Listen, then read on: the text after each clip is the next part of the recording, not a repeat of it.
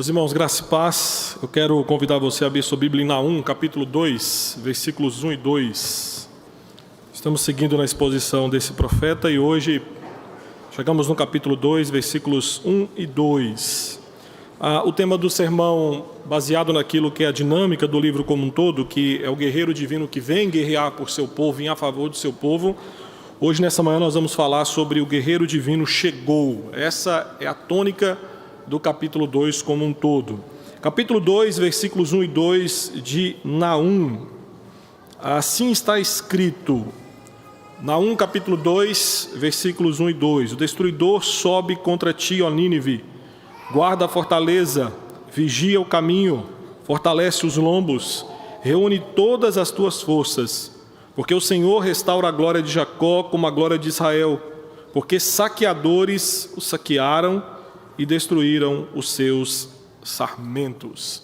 Meus irmãos, quando eu era criança, eu lembro que quando saía com os meus pais e aprontava, em determinado momento meu pai dizia: quando chegar em casa, irei te disciplinar. Confesso para os irmãos que naquela promessa já começava a disciplina. O coração acelerava, o tempo começava a passar mais rápido, e quando chegávamos em casa, a disciplina de fato se manifestava de forma plena.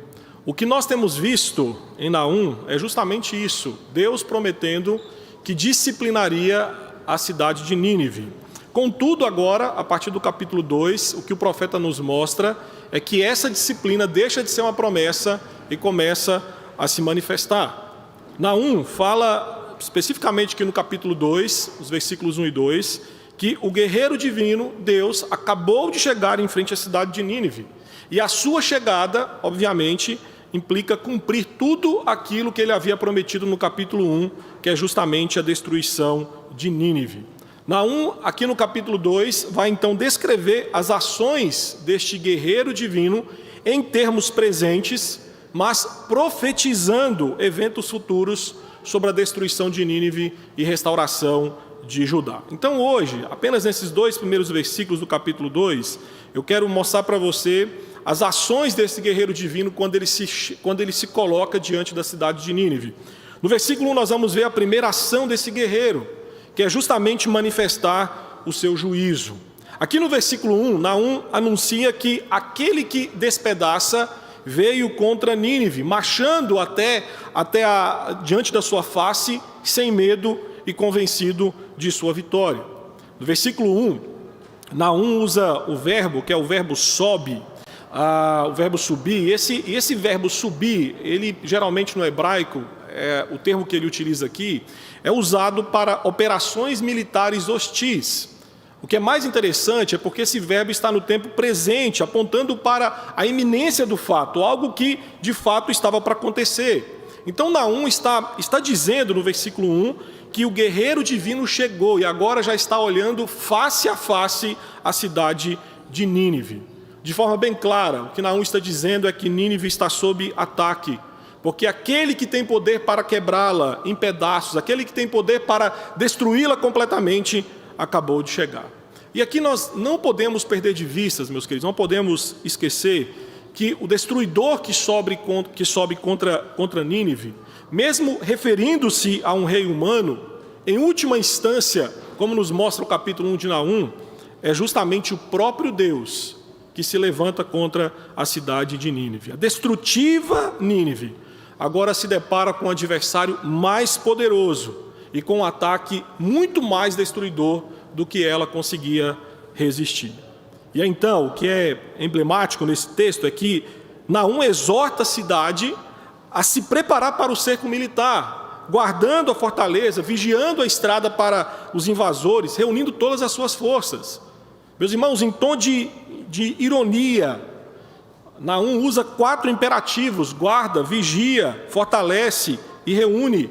E aqui, como se fosse um comandante do exército, Naum está ordenando a cidade que se prepare ou que prepare todos os recursos para a sua defesa.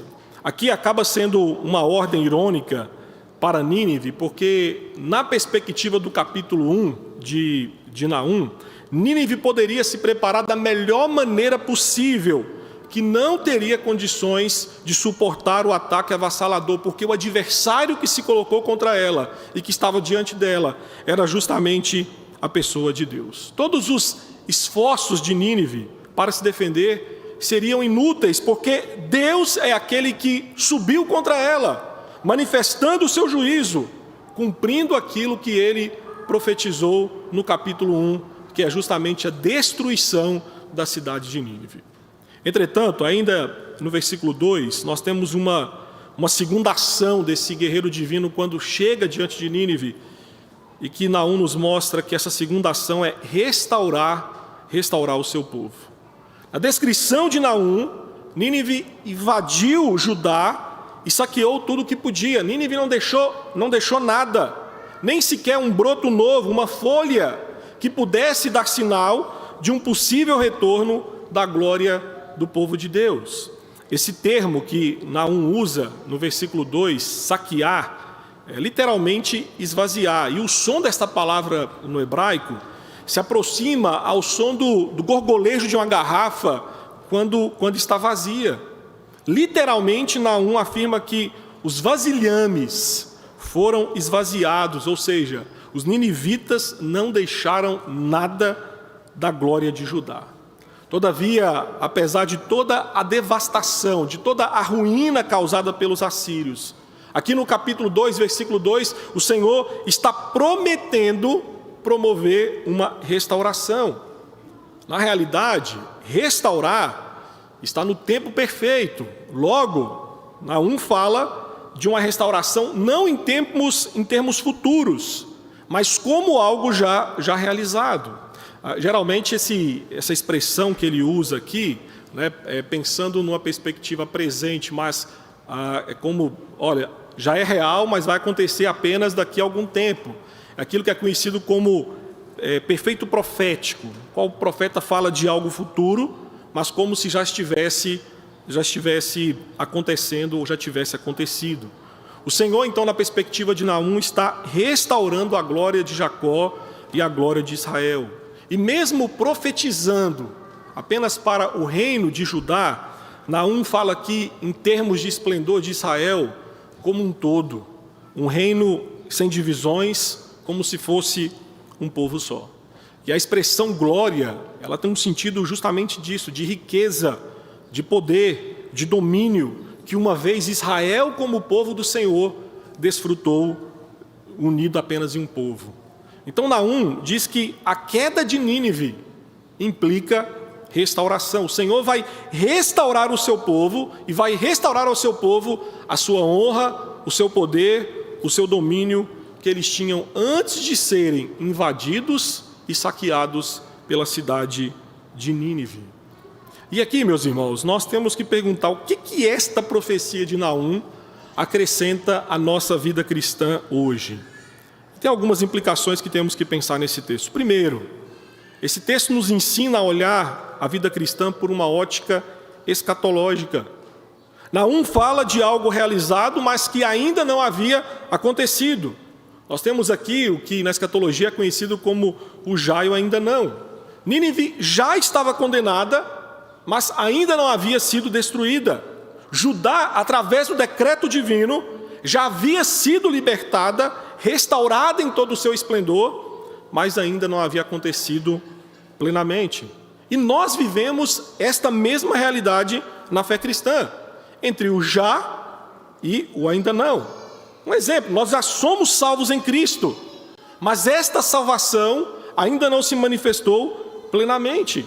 E ter essa perspectiva escatológica faz toda a diferença em nossa vida, porque nós passamos a compreender onde nós estamos e para onde nós estamos indo. Nós compreendemos que a história tem um Senhor e que esse Senhor conduz a história para a consumação, que há de acontecer na volta de Cristo, onde todas as coisas serão restauradas. Ter essa perspectiva ou expectativa escatológica na vida nos faz enxergar que no final da história existe um vencedor, existe um rei entronizado e ele se chama Jesus Cristo. Olhar a vida cristã por uma perspectiva escatológica nos faz olhar para toda afronta e dor causada pelos inimigos do Evangelho e entender que quando a história terminar, todos os inimigos da igreja, todos os inimigos de Cristo serão colocados por estrados dos seus pés. Olhar, queridos, a vida cristã por uma perspectiva escatológica nos faz olhar para as mazelas e dificuldades da vida e perceber que quando a história terminar, não haverá mais lágrimas, não haverá mais doença, não haverá mais morte. Nos faz, queridos, enxergar que essa terra não é o nosso paraíso, mas temos diante do horizonte um paraíso restaurado em Cristo Jesus. Uma outra perspectiva que esse texto acrescenta à nossa vida cristã é que nos alegra ao saber que Deus está trabalhando em nossa redenção. Meu querido, para ajudar, depois de anos de servidão e saques, a restauração era um sonho. E quem sabe, depois de anos, aquele povo estava duvidando que isso poderia se tornar realidade. Mas a profecia de Naum erradica todas estas dúvidas. Porque Naum mostra, no capítulo 1 e agora de forma mais enfática no capítulo 2, que Deus estava trabalhando na redenção do seu povo eleito. E digo para você que é normal, diante das dificuldades da vida, muitos de nós questionarmos o que Deus está fazendo agora. Quem sabe, diante das crises que muitos de nós enfrentamos essa pandemia, você foi levado a pensar que Deus estava inativo ou simplesmente que Deus abandonou o mundo.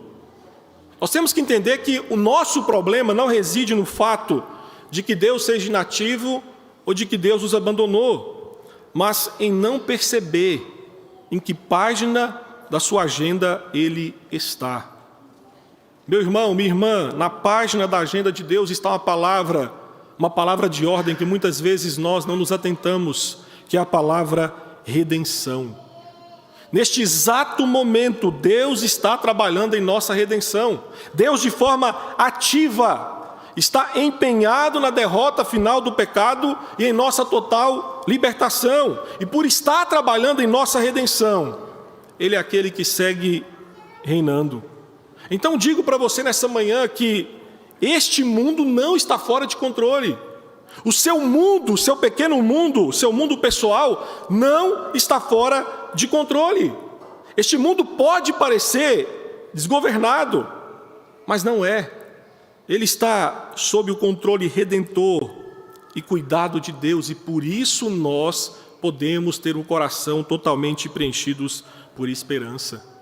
1 Coríntios capítulo 15, versículos 25 e 26, Paulo nos fala sobre isso, que Deus está ativamente trabalhando e trabalhará sim, até que o último inimigo seja posto debaixo dos seus pés.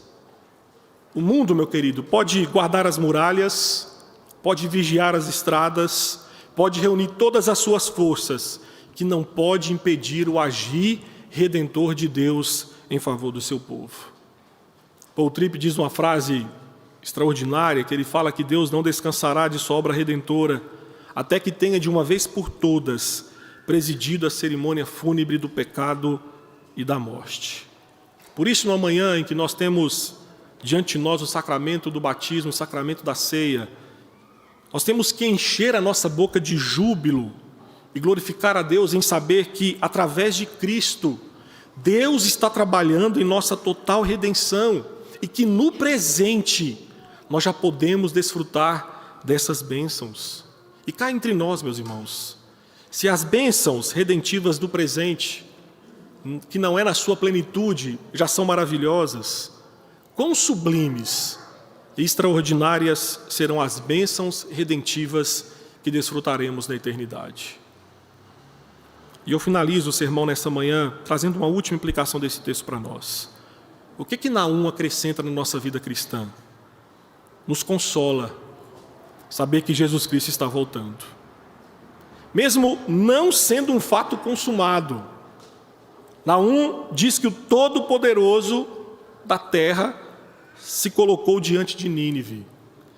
E acredito que ouvir esta boa notícia, como ele descreve no capítulo 1, foi algo consolador para ajudar, mas é fato, foi algo terrível de se ouvir para os assírios.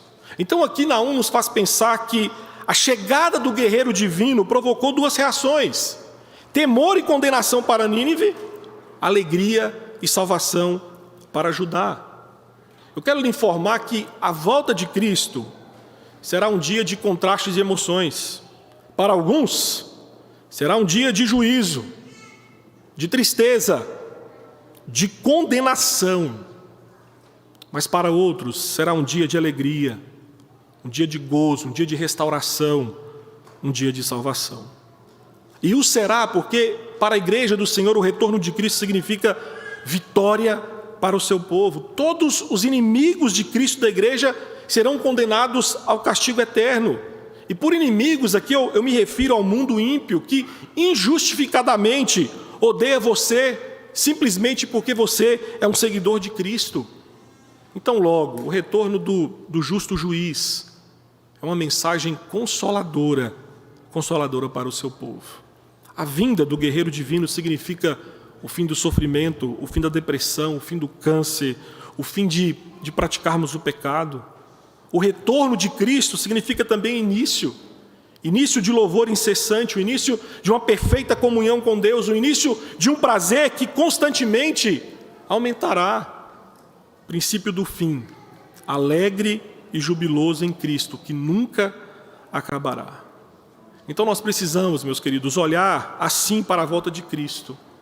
O dia já está raiando.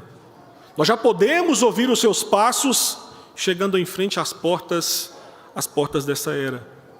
E digo para você que este dia está mais perto de nós do que estava da igreja primitiva. Então que a nossa palavra de ordem seja a mesma que os cristãos primitivos: Maranata, vem Senhor Jesus. Maranata, vem Senhor Jesus.